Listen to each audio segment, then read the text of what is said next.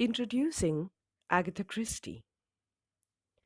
I am Kakuli Sen Banerjee from the Department of English. Let me begin with the popular literature from semester 3.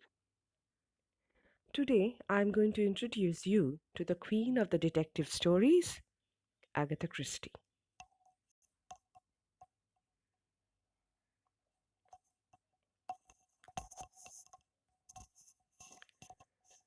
Agatha Christie, as you know, was born in England to Frederick and Clara Miller. Agatha's father died when she was only 11 years old. Her mother, Clara, was a huge influence in her career as a writer and also the way she has brought up right from her childhood.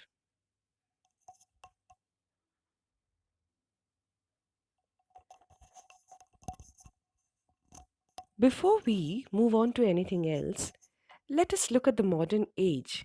What are the things the modern age brought to us? The modern age actually saw the Cold War ending, free schooling, and other social welfare programs. And the most important part of it, which will be featured in Agatha Christie's novel, is that women were allowed to vote and they had jobs. That is, they were professionally agile.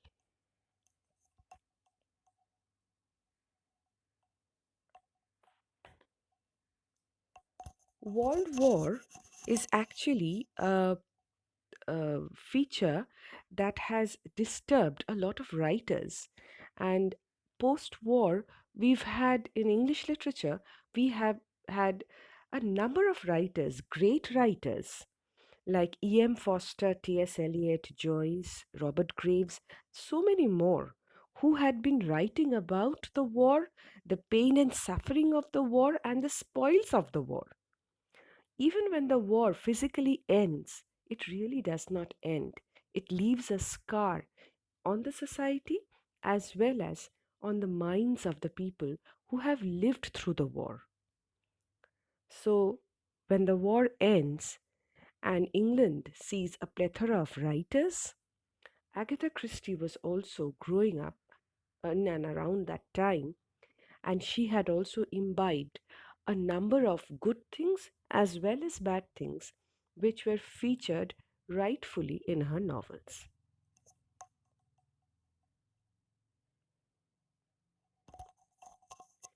Agatha's early age tells us that she went to Paris to study music at the age of 16. What was she doing till she was 16? There are a few documents that also tells us that Agatha Christie had some problem, physical, psychological problem with reading and writing. Probably she was what we may call right now a slight dyslexic. That is, she was suffering from dyslexia, but we are not very sure of it. And she did have some problem. So she was not sent formally to any school, but she was sent to the school in Paris to study music, which she liked immensely. And music actually brought out her inner passions and her inner feelings as expressions in her novels that we get to see.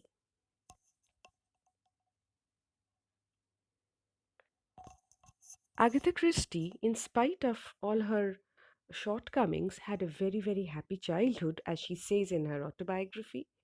And she also says that the main influence in her life as a writer is her mother, Clara Miller, who introduces her to writing, not formal classroom writing, but writing in order to express what you feel.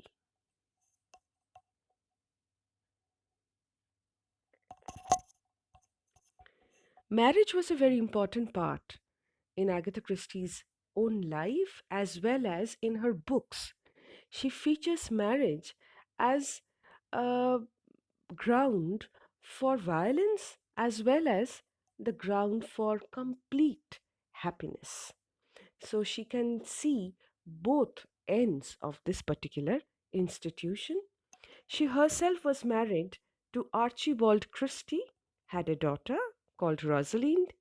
In 1914, Archibald joins the World War. Agatha goes to work in a pharmacy, and incidentally, the pharmacy features a lot in her novels because that is where you find all kinds of poisons and everything stacked. So, if you're a good person, you'll use it for good. If you're bad, you will use it to kill.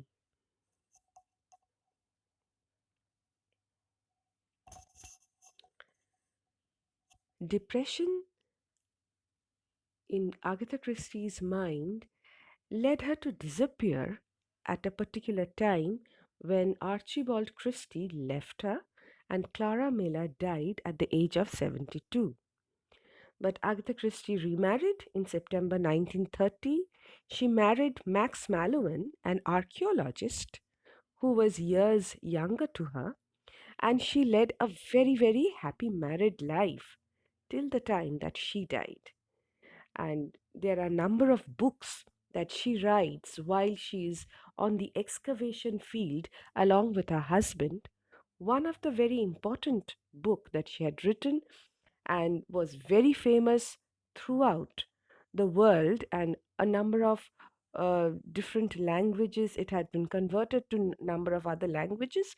A great film was also made out of it, is Death on the Nile.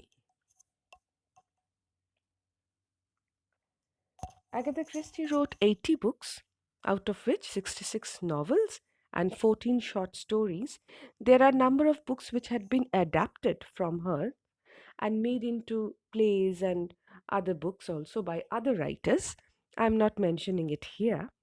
And she had sold 2 billion copies in 45 languages. Can you believe this? Only Shakespeare and Bible could have sold more. And Agatha Christie, of course, used a number of pseudonyms, that is Nathaniel Miller and Mary Westmacott, for different reasons. Because at that point of time, when she started writing, she thought many would not accept her because she was a woman.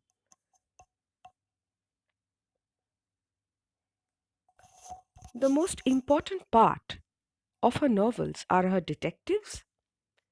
The first, Hercule Poirot, who's actually not a French but a man from Belgium and an ex officer from Scotland Yard, that is the police from England, the world famous police. And of course, uh, like what we think about the detectives, Hercule Poirot is not agile in body, but he's tremendously agile in his brain, and he believes only in the grey matter, and he has got his mind which works in a lightning speed, and he is humorous. He's great to read about.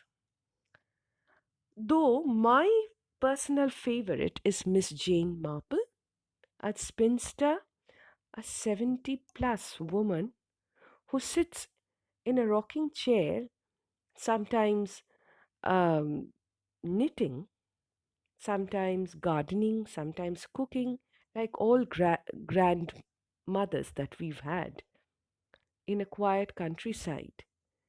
And when she hears about certain crime, she will just have to sit back and solve it, and that is how she does it. And she's also somebody great to read about.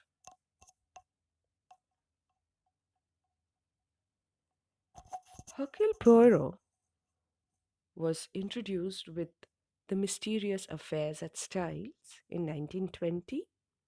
About the same time, with 13 Problems, Jane Marple was introduced, and about the same time, Tommy and Tuppence Beresford were introduced with N or M.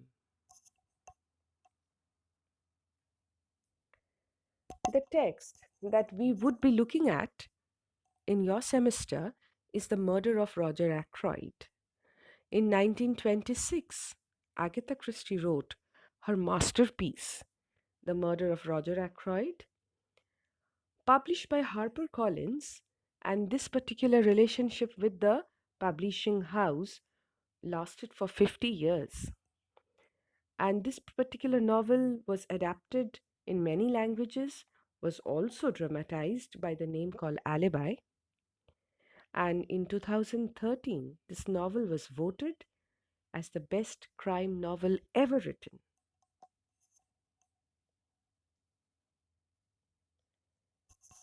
Agatha Christie, like all great people, died, and Queen Elizabeth II called her Dame of the British Empire. In 1971, she died in January 12, 1976, and was buried in a small church. Agatha Christie said, I like living. I have been acutely miserable, racked with sorrow, and through all these, I know certainly that just to be alive is a grand thing. And I think all of us must remember that. Life is very beautiful, and to live life properly, happily, is another gift that we can give it back to life.